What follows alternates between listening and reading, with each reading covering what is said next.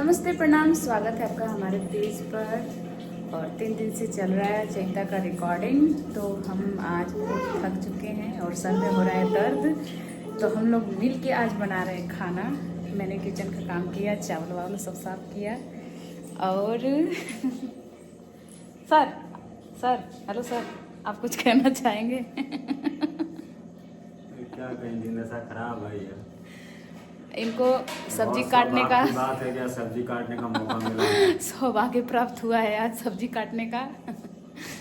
और इधर रुद्रा है, ये कुछ हेल्प नहीं करवाता है, बैठे हो बस, तुम्हें हेल्प करवाना चाहिए। और ये सीधे बेडरूम में आके काट रहे हैं सब्जी। और आज लेट हो गया है, दिन भर चिल्ला चिल्ला के हालत ख़राब हो जा रहा है। तो अब हम लोग बनाएंगे खाना। कहीं से आके मिल के खाना बनाने का अलग ही मज़ा होता है ना सर? जी साहब जी। सब्जी हम बना दे रहे हैं।